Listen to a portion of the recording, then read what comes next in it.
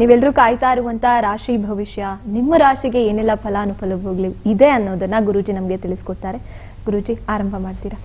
ಖಂಡಿತ. ಇನ್ನು ರಾಶಿ ಭವಿಷ್ಯ ಅಂತ ಬಂದಾಗ ಮೊದಲನೇ ಸಲ ನಾವು ನೋಡಬೇಕಾಗಿರೋದು ಏನಪ್ಪ ಅಂತಂದರೆ ಆದಾಯ ವ್ಯಯಗಳು ಹೇಗಿದೆ, ಅಂದರೆ ಎಷ್ಟು ಲಾಭ ಬರುತ್ತೆ, ಎಷ್ಟು ಉಳಿಯುತ್ತೆ, ಎಷ್ಟು ಖರ್ಚಾಗುತ್ತೆ, ನಾವು ಎಷ್ಟು ಉಳಿಸ್ಕೋಬಹುದು ಅನ್ನುವಂತಹ ಲೆಕ್ಕಾಚಾರ. ನಮ್ಗೆ ಈ ವರ್ಷ ಹೆಚ್ಚಿಗೆ ಅವಮಾನ ಆಗುತ್ತಾ, ಹೆಚ್ಚಿಗೆ ಸನ್ಮಾನ ಆಗುತ್ತಾ, ನಮ್ಮ ಆರೋಗ್ಯ ಚೆನ್ನಾಗಿರುತ್ತಾ ಅನ್ನುವಂಥದ್ದನ್ನು ನೋಡಬೇಕಾಗತ್ತೆ. ಇನ್ನು ಮೇಷರಾಶಿನಲ್ಲಿ ಹುಟ್ಟಿರ್ತಕ್ಕಂಥವ್ರಿಗೆ ಆದಾಯ 11 ಇದ್ದರೆ ವ್ಯಯ ಕೇವಲ 5. ಅದೇ ರೀತಿಯಾಗಿ ಆರೋಗ್ಯ 0, ಅನಾರೋಗ್ಯ 4, ರಾಜಪೂಜಾ 4, ರಾಜಕೋಪ 2, ಸುಖ 6, ದುಃಖ 3. ಸ್ವಲ್ಪ ಸುಖದಲ್ಲಿ ಇರ್ತೀರಿ, ಆದರೆ ಕಾಳಜಿ ಮಾಡಬೇಕಾದಂಥ ವಿಚಾರಗಳೇನು ಅಂದರೆ ಮೊದಲನೇದಾಗಿ ಆರೋಗ್ಯ.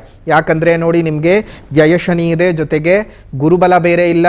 ಗುರು ಜೂನ್ 2ನೇ ತಾರೀಕಿನಿಂದ ನಿಮ್ಮ ಜನ್ಮರಾಶಿಯಿಂದ 4ನೇ ಮನೆಗೆ ಸಂಚಾರವನ್ನು ಮಾಡ್ತಾ ಉಚ್ಚಸ್ಥಾನಕ್ಕೆ ಹೋದರು. ನೋಡಿ, 12 ವರ್ಷಗಳ ನಂತರ ಗುರು ಪ್ರವೇಶ ಮಾಡ್ತಾ ಇರತಕ್ಕಂಥದ್ದು ಕರ್ಕಾಟಕ ರಾಶಿಗೆ. ಅದು ಉಚ್ಚಸ್ಥಾನಕ್ಕೆ ಪ್ರವೇಶ ಮಾಡ್ತಾ ಇದೆ. ಆ ಉಚ್ಚಸ್ಥಾನಕ್ಕೆ ಪ್ರವೇಶ ಮಾಡೋದ್ರಿಂದ ಅರ್ಥ ಮಾಡ್ಕೋಬೇಕು, ಗುರುಬಲ 12 ರಾಶಿಯವರಿಗೂ ಸಹ, ನಿಮಗೆ ಯಾರಿಗೆ ಗುರುಬಲ ಇಲ್ಲ ಅಂತ ಅಂದ್ಕೊಂಡಿದ್ದೀರಲ್ಲ ಅವರೆಲ್ಲರಿಗೂ 50 ಭಾಗ ಇದೆ ಅಂತಲೇ ಅರ್ಥ ಮಾಡ್ಕೋಬೇಕು.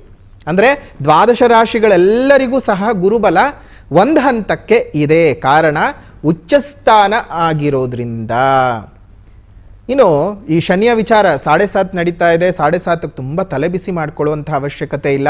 ನೀವೇನು ಮಾಡಬೇಕು, ಈ ವರ್ಷ ಯಾವುದು ಹೊಸ ಕೆಲಸಗಳನ್ನು ಮಾಡೋಕ್ಕೆ ಹೋಗಬೇಡಿ, ಹೊಸ ವಿಚಾರಗಳಿಗೆ ಕೈ ಹಾಕಕ್ಕೆ ಹೋಗೋದು ಬೇಡ, ವಿದೇಶ ಪ್ರಯಾಣಗಳನ್ನು ಮಾಡಬೇಡಿ, ಕೆಲಸಗಳಲ್ಲಿ ಬದಲಾವಣೆಯನ್ನು ತಗೋಬೇಕು, ಪೊಸಿಷನ್ ಚೇಂಜ್ ಮಾಡ್ಕೊಳ್ಬೇಕು, ನಾನು ಈ ಕಂಪ್ನಿಯಿಂದ ಆ ಕಂಪ್ನಿಗೆ ಹೋಗಬೇಕು ಅಂತ ಏನಾದರೂ ಇತ್ತು ಅಂದರೆ ಸ್ವಲ್ಪ ಮಟ್ಟಕ್ಕೆ ಯೋಚನೆ ಮಾಡಿ ತಾಳ್ಮೆಯಿಂದ ಕೈ ಹಾಕೋದು ತುಂಬಾ ಒಳ್ಳೆಯದು. ಯಾವುದೇ ಪ್ರಾಪರ್ಟಿ ವಿಚಾರಗಳಿಗೆ ಕೈ ಹಾಕಬೇಕಾದ್ರೂ ಹುಷಾರು. ಲಿಟಿಗೇಷನ್ ಪ್ರಾಪರ್ಟಿಗಳಲ್ಲಿ ಹಾಕೋಬೇಕಾಗತ್ತೆ, ತುಂಬ ಸಮಸ್ಯೆಗಳನ್ನು ಎದುರಿಸಬೇಕಾಗತ್ತೆ. ಜೊತೆಗೆ 7.5 ನಡೀತಾ ಇರೋದ್ರಿಂದ ಒಂದಷ್ಟು ಅವಮಾನಗಳನ್ನು ಸಹ ನೀವು ಎದುರಿಸಬೇಕಾಗಿರ್ತಕ್ಕಂತಹ ಸಮಯ ಸಂದರ್ಭಗಳು ಬರಬಹುದು. ತುಂಬ ಹುಷಾರಾಗಿರಬೇಕು ಮೇಷರಾಶಿಯವರು. ನೀವೊಂದ್ಸಲ ಜಾಗ್ರತೆಯಾಗಿದ್ದು ನಿಮ್ಮ ಜೀವನದಲ್ಲಿ ಚೆನ್ನಾಗಾಗಬೇಕು ಅಂದರೆ ಹೇಳೋ ಪರಿಹಾರಗಳನ್ನು ಸರಿಯಾಗಿ ಮಾಡ್ಕೊಳ್ಳಿ. ಏನಪ್ಪ ಪರಿಹಾರ ಮಾಡ್ಕೊಳ್ಬೇಕು ಅಂತ ಹೇಳಿದ್ರೆ, ಕುಜ ಬೀಜಾಕ್ಷರಿಯನ್ನು ಜಪ ಮಾಡ್ಕೊಳ್ಳಿ. ಓಂ ಕ್ರಾಂ ಕ್ರೀಂ ಕ್ರೌಂ ಸಹ ಕುಜಾಯ ನಮಃ. ಈ ಒಂದು ಬೀಜಾಕ್ಷರಿಯನ್ನು ಪ್ರತಿನಿತ್ಯವೂ ಸಹ ಪೂರ್ವಕ್ಕೆ ಅಭಿಮುಖವಾಗಿ ಕೂತು ಪಠಣ ಮಾಡೋದ್ರಿಂದ ತುಂಬ ಚೆನ್ನಾಗಿ ಅನುಕೂಲತೆಗಳ ಉಂಟಾಗ್ತದೆ. ಅದೇ ರೀತಿಯಾಗಿ ಸುಬ್ರಹ್ಮಣ್ಯ ದಂಡಕ ಸ್ತೋತ್ರವನ್ನು ಕೇಳ್ತಾ ಬನ್ನಿ. ಹೇಳೋಕ್ಕೆ ಸಾಧ್ಯವಾಗುವಂಥವರು ಹೇಳಿ, ಇನ್ನಷ್ಟು ಒಳಿತುಗಳಾಗ್ತವೆ. ಅದೇ ರೀತಿಯ ಗಿಡಗಳು ಸಾಧ್ಯವಾದಷ್ಟು ಬೆಳೆಸಿ, ಮತ್ತು ನಿಮ್ಮ ಮನೆ ಮುಂದೆ ಮತ್ತು ಮೇಲ್ಭಾಗದಲ್ಲಿ ಒಂದು ಸಣ್ಣ ಸಣ್ಣ ಕುಂಡಗಳಲ್ಲಿ ನೀರನ್ನು ಇಡ್ತಾ ಬನ್ನಿ. ಅದರಿಂದ ಎಷ್ಟೋ ಪ್ರಾಣಿಗಳಿಗೆ, ಪಕ್ಷಿಗಳಿಗೆ ನೀವು ಕೊಡುವಂತಹ ಒಂದು ಹನಿ ನೀರು ಅವರ ಜೀವನನ ಉಳಿಸ್ಕೊಳ್ಳೋದಕ್ಕೆ ಸಾಧ್ಯವಾಗುತ್ತೆ. ಇದು 12 ರಾಶಿಯವರು ಮಾಡಬೇಕು.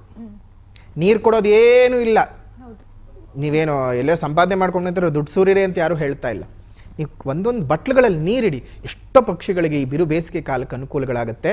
ಶುಭವಾಗಲಿ. ಇದಾಯೋ ಒಂದು ಮೇಷರಾಶಿಯವರ ವಿಚಾರ.